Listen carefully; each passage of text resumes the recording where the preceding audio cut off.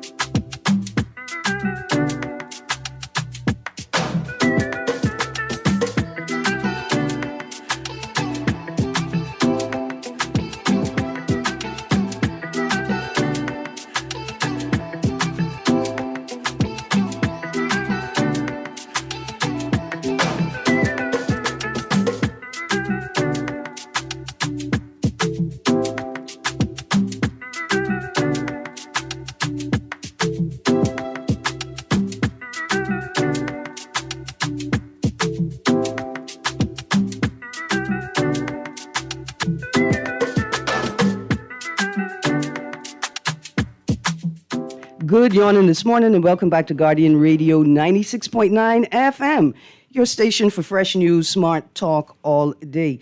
It is Wednesday, the 17th of June, 2026, and you are on the clock with Erin, Greene. Let's start the show. I want to remind you guys of Radical Acts of Publishing, an exhibition of alternative books, a show at Ponciana Paper Press, that's number 12 Parkgate Road. Ponciana Paper Press is open. The show is open for viewing Thursday through Saturday, 11 a.m. to 3 p.m. Boy, I want to talk headlines this morning. We're going to talk headlines this morning. We are not going to stick on traffic, but we are going to talk about traffic just for a moment. I want to start by saying the police force website crime reports page is, I want to say, back up and running. It now has the June crime reports. Unfortunately, the June crime reports stopped at the 12th of June, which was Friday, right? It's now Wednesday. As of yesterday afternoon, no new reports had been uploaded to the site. Why is that of interest to me? Well, because that's a very, very important thing, right? I'm still concerned, not just upset, I'm concerned at a policy level that when the website was redesigned, it was designed in a way that now we're in 2026, you no longer have access to the 2025, the 2024, the past crime reports on the page.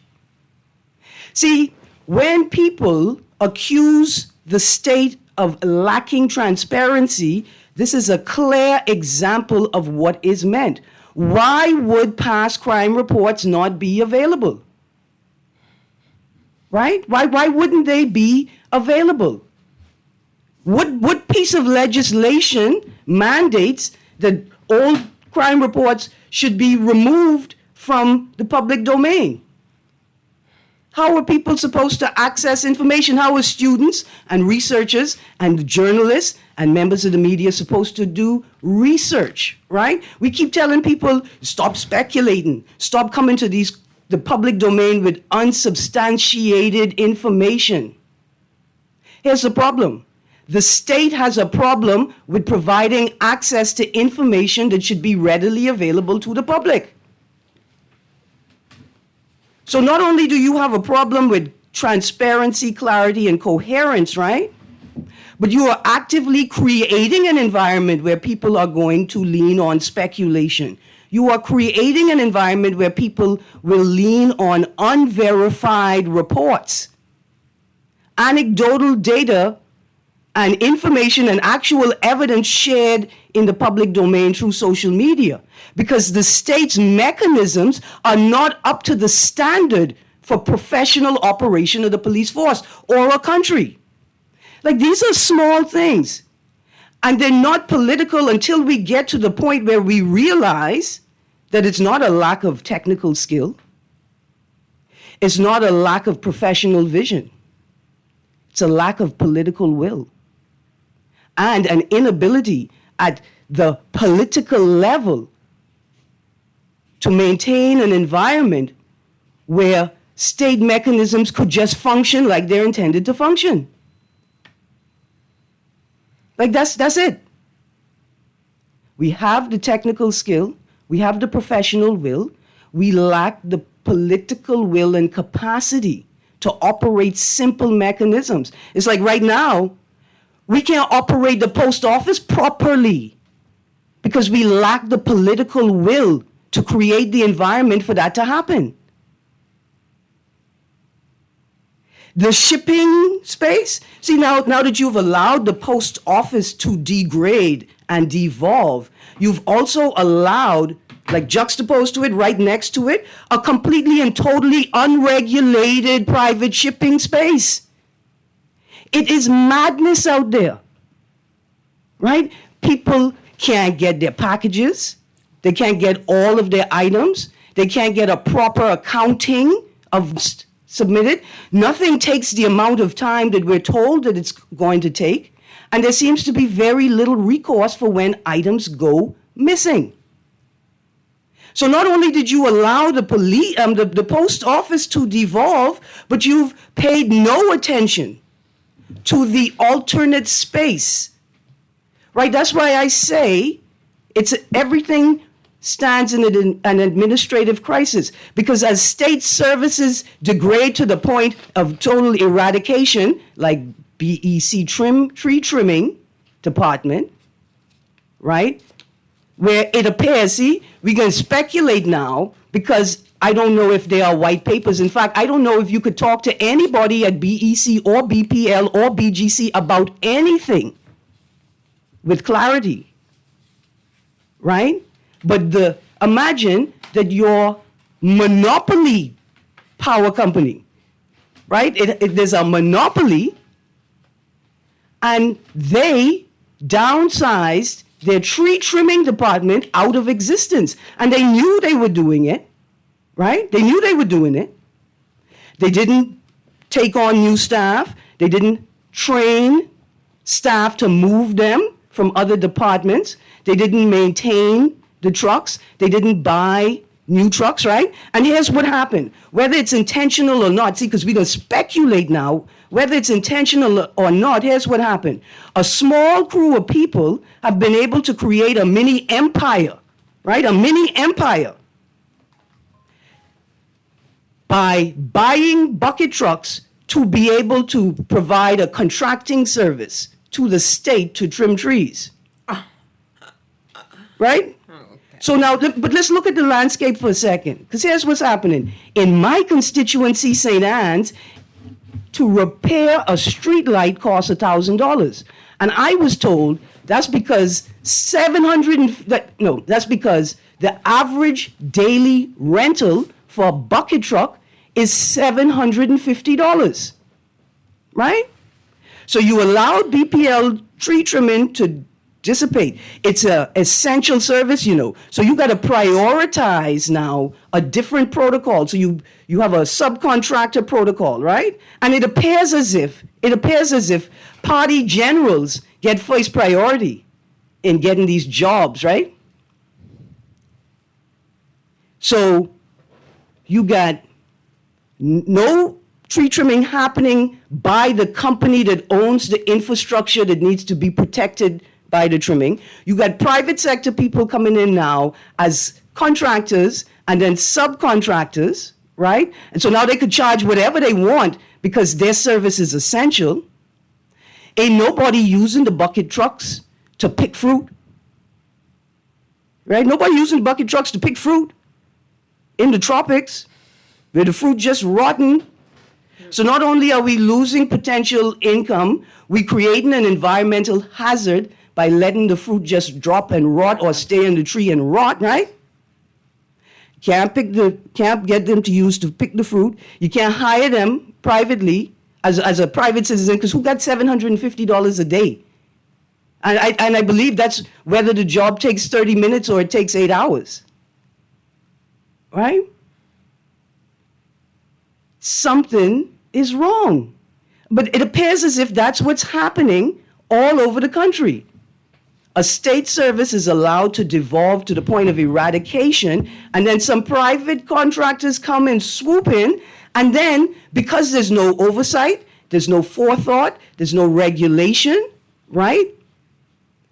Then they create this sector or industry with rules and regulations or professional culture that's just on its head. It doesn't make any sense. While caretaker for my aunt's property that has silk cotton trees on it, woke up one morning to hear heavy equipment. I on alert. They got some neighbors, they'll cut the silk cotton tree, they don't care. So I go out and I see a truck in front of the property cutting the silk cotton tree. So politely I say, good morning, gentlemen. They ignore me. I say, good morning again, gentlemen. They ignore me. Pause. Say, okay. I say, hey, I'm the owner of this property. Can you tell me who you are and what you're doing? The boy ignored me. He's looking right in my face and ignoring me, you know. So I emphasize my earlier statement with a bit of profanity. And the boy calls my name and tells me, obviously he worked for government. And I want to say, how? How? Your vehicle is not marked. You don't even have on safety vests. You have on no lanyard to identify yourself. There's no any markings on the truck. You're just some rogue random people cutting back a protected tree. And I just supposed to come out and see that and then go back inside my house and don't worry about it because I's man, what you could do. Right? Like, so you just destroy, just get rid of the state infrastructure vis-a-vis tree trimming. And then you create a state where you got a bunch of rogue actors, not all, of course not all, but you got a bunch of rogue actors just doing what they want. Then at some point you had your prime minister tell the coconut boys, go coconut boy. They can't afford to hire a bucket truck to go pick coconut to go sell to the public. Right? There's just a lack of attention being paid to everything. We had 2 industrial accidents yesterday. The first story fatally struck Eyewitness News. An employee of the Bahamas Public Parks and Public Beaches Authority, identified by family members at the scene as John Altidore, was fatally struck by a female driver Tuesday morning while carrying out roadside duties along JFK Drive. This is not only a traffic fatality, this is an industrial accident. This man was on the job. I know everything is not even before the courts yet, right?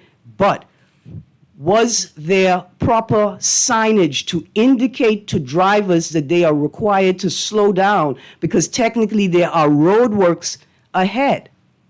Were there flashing lights installed on the side of the road and the infrastructure to alert drivers to the need to slow down because there are people working? Did we decide to assign at least one police vehicle, preferably 2, to JFK when beaches and parks staff are working there? But forget all of that. We know that JFK is a speed trap. Why aren't we conducting regular exercises, not just to catch speeders, but to moderate driving through police presence? In the States, when they have a major accident, and in Britain, the police have a protocol, right? Where the police cars drive in front of the traffic, like they pull out in front of traffic to slow it down as they are approaching either a major accident or major road works. See, I got the zine. I didn't pull it out. I got the zine on Munnings Road.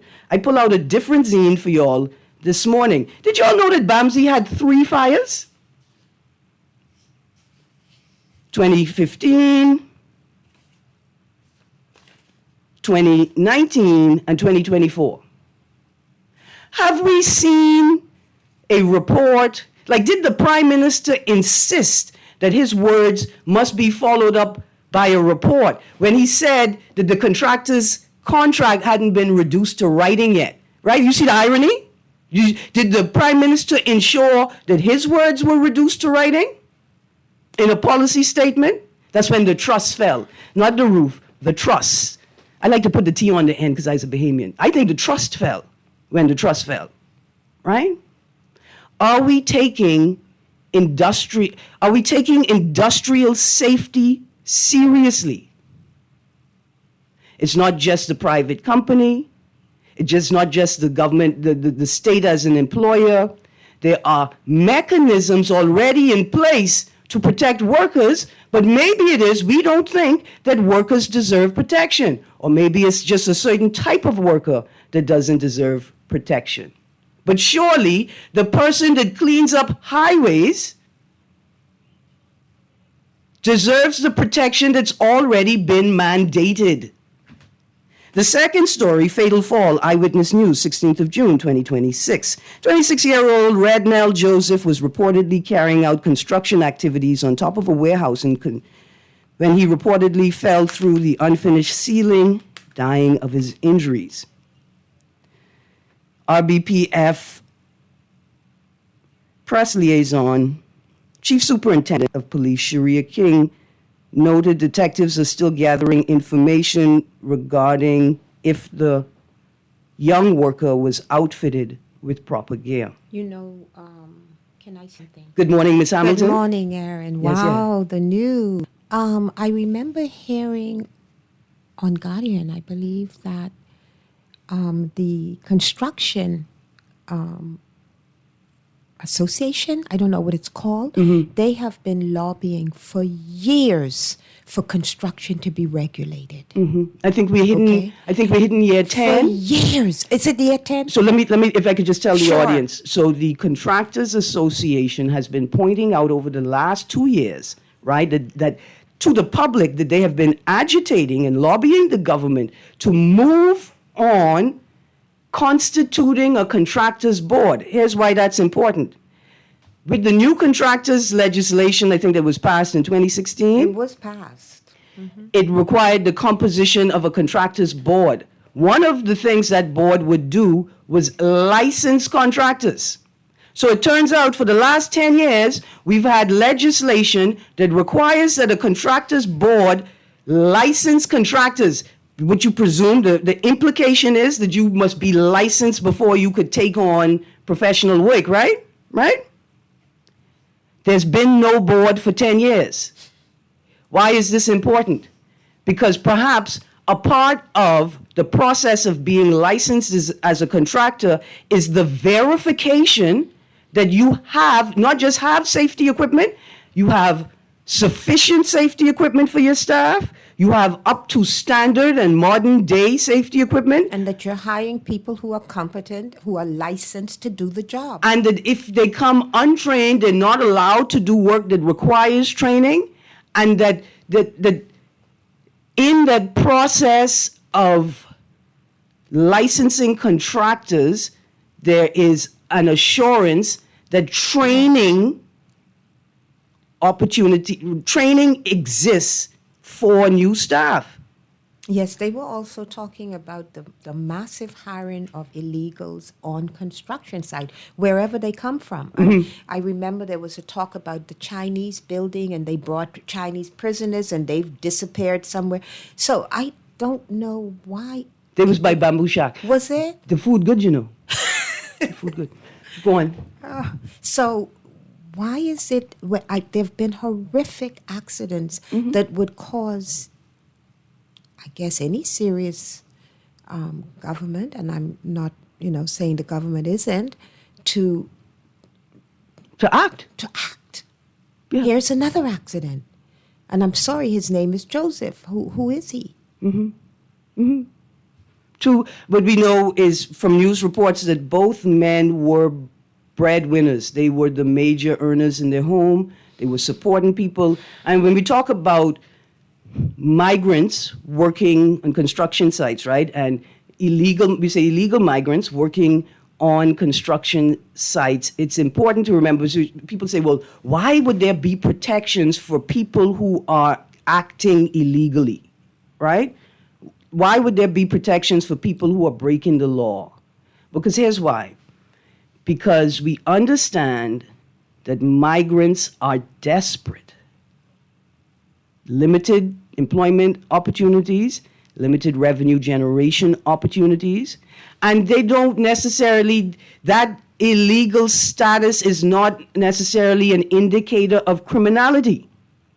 That they are here illegal, it don't mean that I just boss out and criminalize every day, just crime, crime, crime. No. Most migrants, especially when their status is uncertain or we know that they ain't got no status, they trying to legitimize themselves.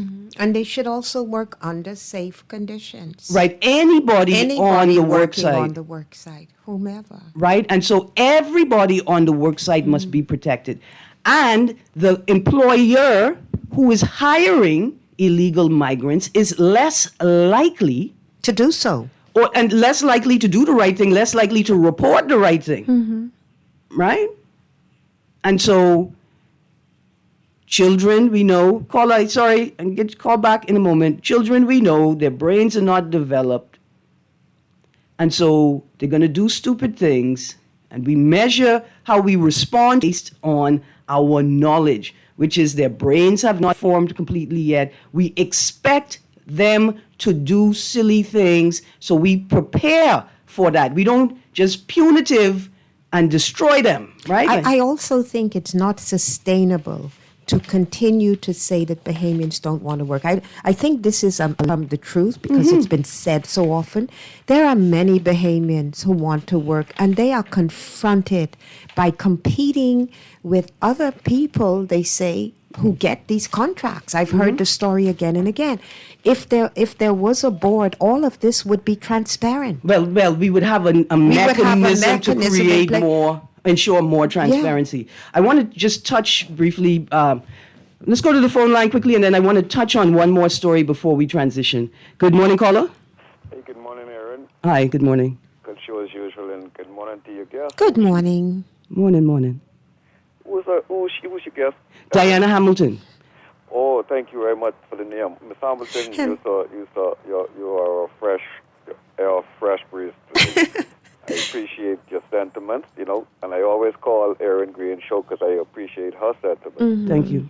Right? Thank you. But the last four persons, or the last 3 persons to fall off a building, they were people of different nationalities. Right? So that's a trend, right? Because the immigration department, right, knows this is the type of problem we have in this country. We have prayer persons getting work permit, right? They're getting work permit legally, right? But they are abusing the work permit by working where the work permit don't entitle them to work. Outside of the scope of the work permit. Right, because you will find out that most Haitians or most foreigners, I don't want to, right? Most foreigners on especially construction sites, right? More than 80% of them do not have a work permit for construction. Right? They have a work permit to clean Erin Greene yard or the clean Miss Hamilton farm. Right? But they don't have no, and it's widespread because if you have a work permit but you're working at Atlantis and Atlantis didn't sign off on getting you this work permit, right? Yeah. How are we turning a blind eye to things like that? Yeah. And we've seen that all through our tourism product today, right? How could we be given work permit for foreigners to come work in an industry was supposed to be protected for Bahamians? That's quite right. Yeah. That's quite right. And most of all, I think what bothers me is that we go to church on Sunday. And in any country, like if you go to Spain, they take the siesta and all the shops are closed. They're closed, okay? We are on church on Sunday, and you walk past the Chinese working on Sunday, on the day that we say is a day of rest. So there are these things that are just don't seem right to me. The Chinese don't the Chinese, well, everybody knows the Chinese are shit though by now. Chinese are here to make money, and that's it. But no, hold on. That's not my point, I know, though. but let me phrase it like this, right? Yeah, let me rephrase it, Erin. All right. You ever seen a beach in China? Like, it's a billion and a half people in China, right? There's no time. The culture is different. Yeah. There's no time to stop working. Indonesia, India, the Philippines. There's so many people, right? And there's a limited amount of sort of formal employment opportunities. So in these countries, what you find is people have a job. They got a job, and then they got 3 other jobs. They're working in a cooperative, right? So they may be, my family has a cooperative, and we make souvenirs. And my job is to paint the red beads and string them. So I can live on this. Yeah. Let's continue to advocate for more accountability and transparency, Absolutely. right, in this country, because at the end of the day, we are losing. We are losing in every angle or facet in this country. Places where we used to be number 1, right? We are now Number 4, number 7. I say we keeping companies with nation that we never thought that we would have been to that level, but we are. That's right. And we do need a stronger artisanal community. Like when you live in other countries, I don't know about America because I basically lived in France and Europe. The artisan is so well appreciated. Lawyers can't build house. If there's a hurricane, neither your doctor nor your lawyer is going to build your house, put in your plumbing, and get things back up. We need skilled workers. Listen, we need to examine the impact. Producer, let's prep the caller coming right now. We need to examine the impact of the merchant class and the merchant culture on our country, given our proximity to the larger global North American continent, right? Good morning, caller. Good morning, Erin. How are you doing? I'm good, thank you. How are you? I'm pretty good. Good morning to you again. Good morning, sir. Erin, and I must echo the sentiments of the last caller. This lady is a breath of fresh air, and sometimes it's good to get different opinions from different guests. But we do have lazy people in every nationality. Make no mistake. So this myth that they're spreading that Bahamians don't want to work, that's a myth that has been debunked for many, many, many years. So we have to come with something else. And respect to construction. I've been an advocate, because when you look at the Atlantis Phase 1, 2, and 3 projects, when you look at these major projects, everybody, safety is a number 1 priority on those sites.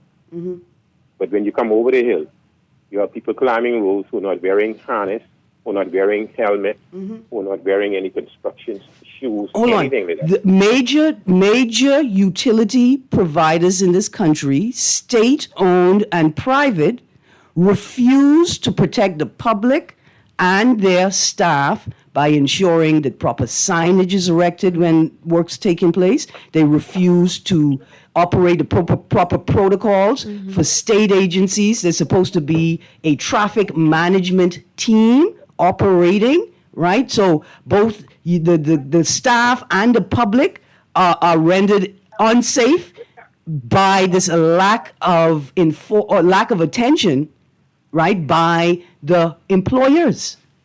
And that's Erin. That's correct. But the irony about this thing is, Erin, I don't know what's going to take, because they hear these things, they see these things, but they don't value. I don't know why. Well, their rationale is this: that these local contractors, they don't have the funding to do these basic things in terms of ensuring the health and safety of their employees as well as the general public at large. That's their rationale, that they don't have sufficient then funding. They should not exist. Listen, so let me just stick on the political culture for a second, right? Every time you hear an MP or a minister, they're talking about the contracts, they're talking about major works that's taking place, and they're talking about how they are ensuring that every Bahamian could take advantage of this opportunity, right? That even the smallest man could get a piece of the pie, right? That's the political culture. That's what they continue to say. So if you are contracting and you know that those contractors especially if you know those contractors going to subcontract out that work, right? Then why doesn't the department that is issuing the contracts have sufficient safety equipment and resources available so when somebody gets a contract, because you've identified that they have the capacity to do it, if you decide that they have the capacity despite the lack of safety protocols and equipment, then you have the equipment to rent to them for the purpose of the contract. Because you, the politician, keep crying to me, of the citizen, about how you trying to give these people a hand. See, I'm a citizen on Johnson Road. I could tell you I have a schedule of when the old potholes go open back up. But then that is it, you see, because when I had the opportunity to work on over to Atlantis on their construction site, I think it was phase 2. My steel toe boots, my safety hat, vest and stuff like that, I had to purchase. Listen, let's go back to the R.M. Bailey roof. The Prime Minister say it's a matter of trust. What the private employer say? Get your things. How dare you tell me you qualified for the job and you don't have your equipment? Go, right? Well, it's just lack of enforcement, Erin. And then I would be very interesting to know the gentleman who was killed, and condolences to his family too. Not only the guy who fell off the roof, the gentleman who, and I can only imagine what he would have been through. And that car. Very interesting to know whether or not he had on the proper gear. That's true too. Yes. Was he wearing a flashing? Of course. We don't know that. No, not more than yet. likely, but I saw a pair of Crocs. I don't know whose Crocs it was, but I saw a pair of Crocs on the scene. I don't know exactly who it was, but then it just goes to show, Aaron, that we got to enforce these basic things. I mean, we could do it, it isn't expensive to do. This is what I'm saying, and this is what... It's just the political will. Right. That's all it is. Yes, sir. Then that's why I keep... Thank you very much, Mr. Duncombe. That's why I keep drawing us back to the Prime Minister's words when the trust collapsed at R.M. Bailey, right? Oh, the contract... The contract hasn't been reduced to writing yet. There was a question of whether the project was properly insured, right? And there was no statement to the public, right? See, because you know who the public is? The public is the students and the parents and guardians of the students that have to occupy that auditorium. That's who you're supposed to speak to assure them that every T has been crossed and every I has been dotted, because it's their children's safety. You got to speak to the families of the teachers and the custodial staff that have to work in that in the gymnasium.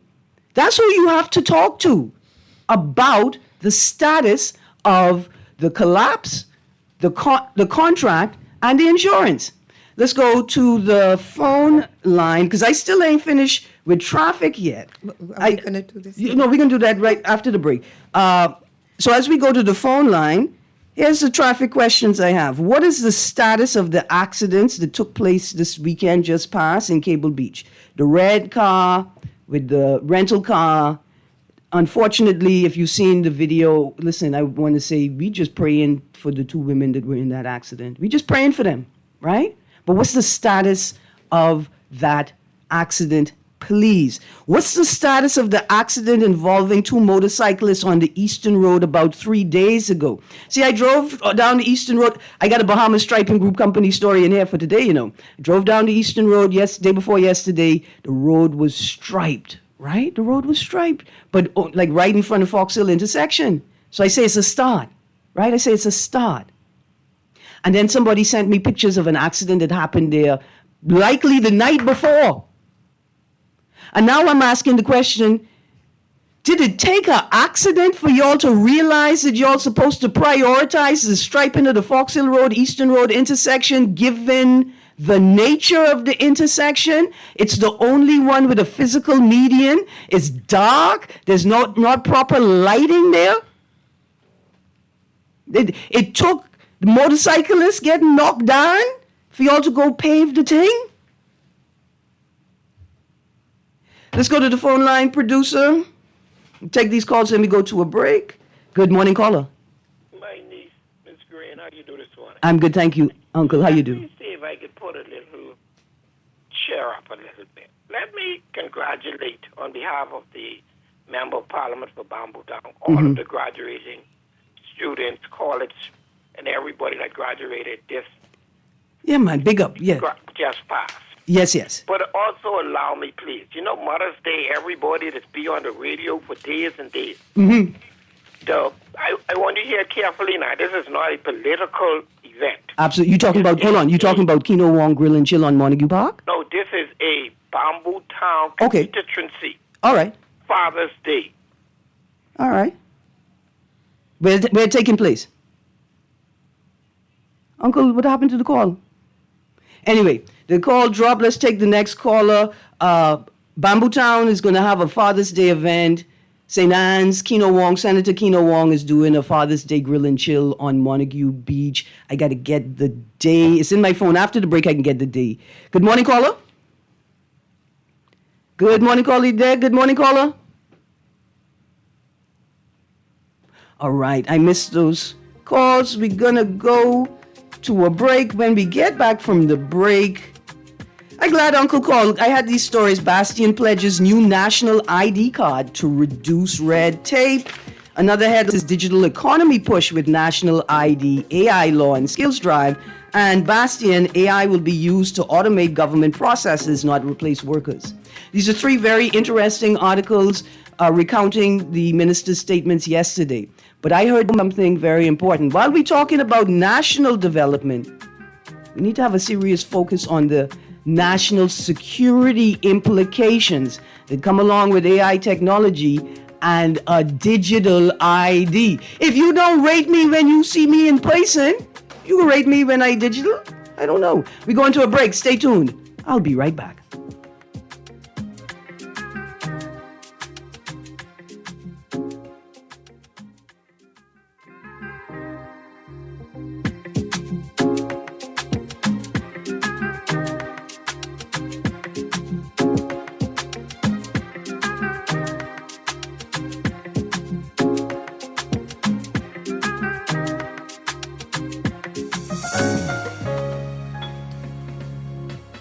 Put more money back in your pocket with a Fidelity debt consolidation loan. Why pay more when you can pay less? Reduce your monthly debt payments down to one low, easy payment. Apply for a Fidelity debt consolidation loan today. Call 356-7764. Fidelity, we're good for you.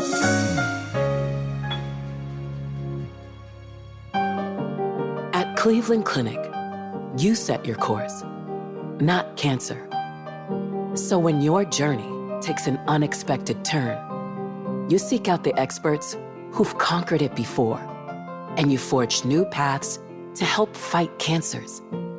For every route to a cure, for every care in the world. See how we're innovating cancer care at Cleveland Clinic today. Struggling to find your financial rhythm? Make that move to Fidelity and let us help you orchestrate your financial goals into perfect harmony with free financial coaching sessions. Make that move today. Call 356-7764. Fidelity, we're good for you.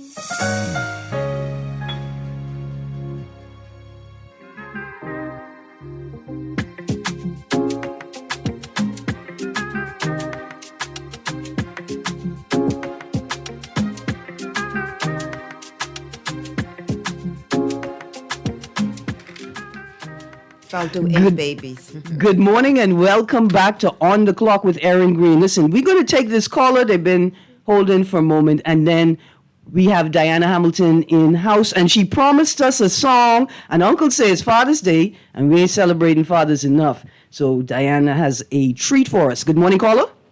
Good morning, Erin. Good morning, Mrs. Hamilton. Good morning. A breath of fresh air indeed. Erin, the thing that troubles a lot of us, and you know, it is sad when you offer your voice over the airwaves and you bring to the attention or the awareness of things that's going wrong in your country. We have persons have the audacity to come and say, well, you know, Bahamians are nothing but a bunch of complainers. in all nations, even in the great United States of America, you have persons on the airwaves, their citizenry, come on the airwaves or even in writing and talk about the things that they see that is going wrong or has gone wrong, that has moved away from the established norms. And it's like we are supposed to act or pretend as if everything is perfect, everything is fine, and you just have nothing to say.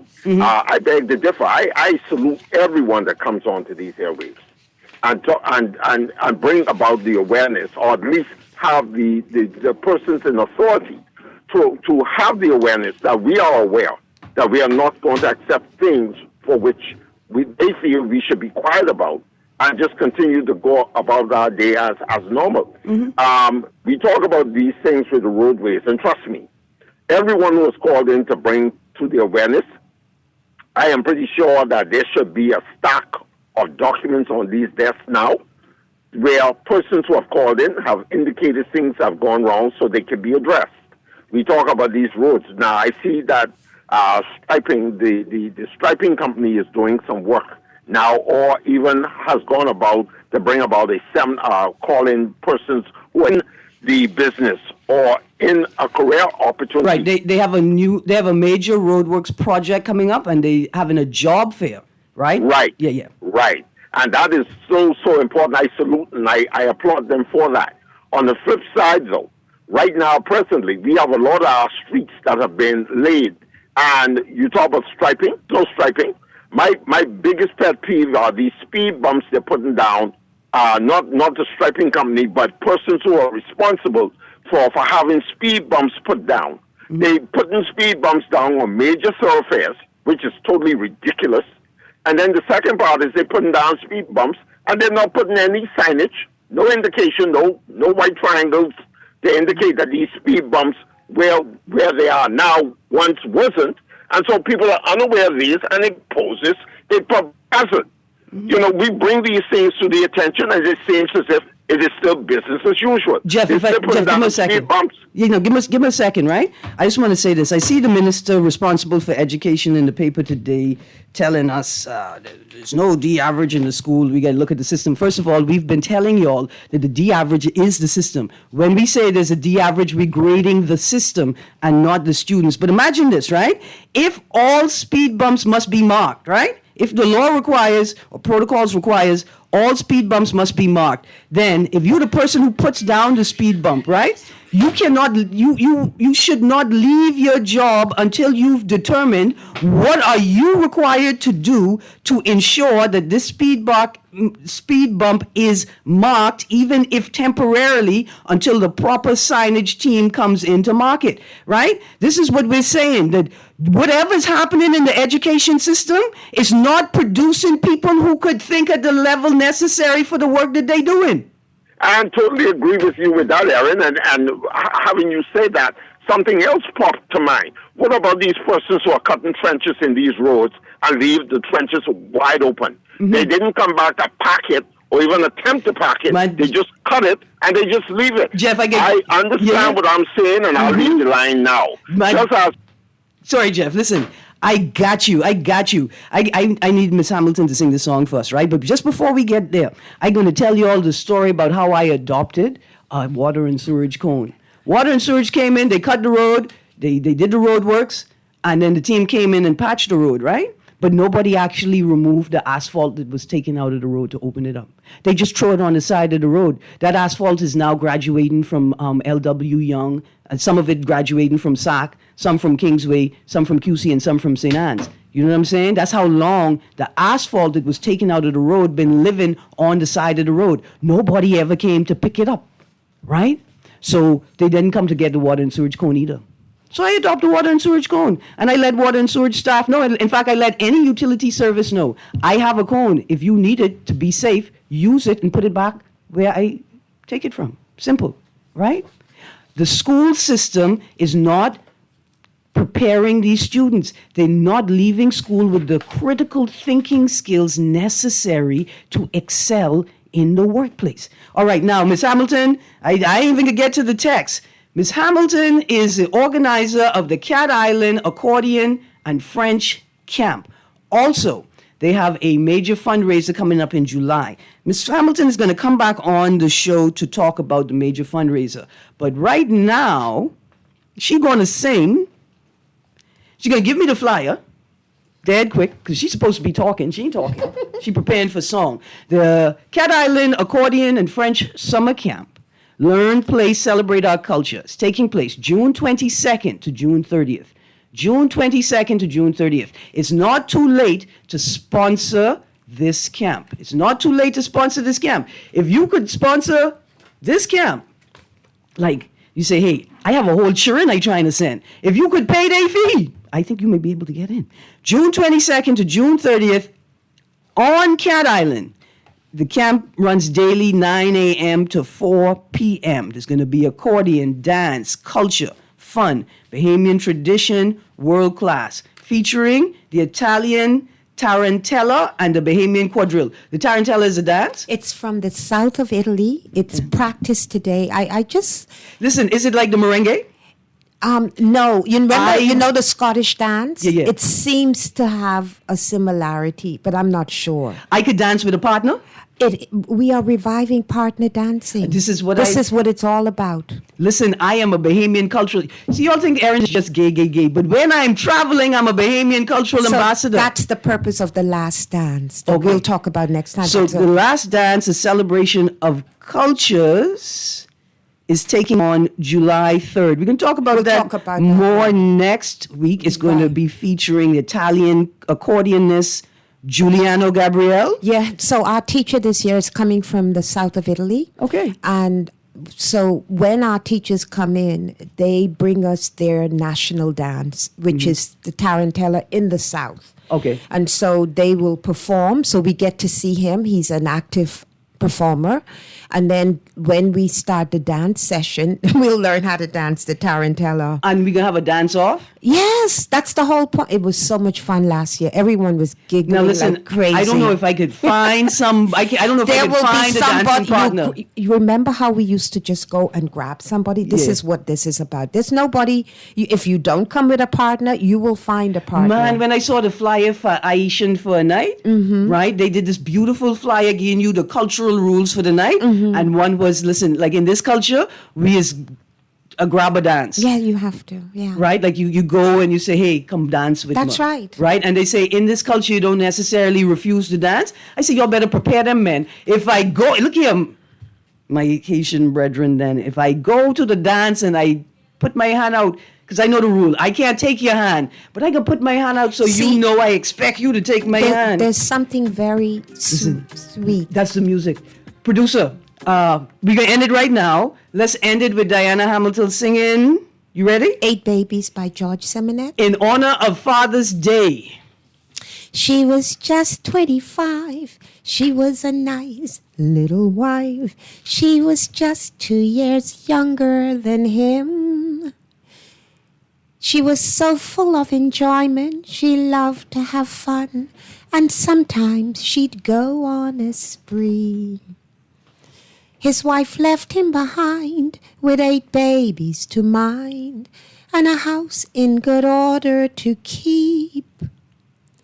While she went a-courting and having a good time, he had to rock those 8 babies to sleep.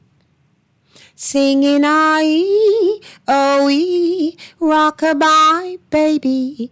Your daddy mother will come to you by and by. I-E-O-E, rock-a-bye, baby. Your dear mother will come to you by and by. So it has another part, but we don't have time. Happy Father's Day. Listen, is that the part where we talk That's the about... part where he goes out and... Listen, that's the part where we begin to understand that 8 Babies is one of the most important songs for us to examine. Because the question is, why in that time would he tolerate her leaving him with the 8 babies? How she make the 8 babies? And why he sound like he ain't sure the 8 babies is his? Sounds very different about the quality of relationship. This is what I knew. This is how we grew up. But also because the socioeconomics of the time shaped the way that relationships worked. Oh, island people, our music has so many stories to tell. Yeah, that one is us. delicious. Oh yeah, man. You had to mind them 8 babies. Wasn't sure they was yours. Producer, thank you for your patience. Texters, I'm sorry we didn't get to all of the texts this morning. You guys, stay tuned. Guardian Radio AM with C.A. Nuri is up next. See you tomorrow.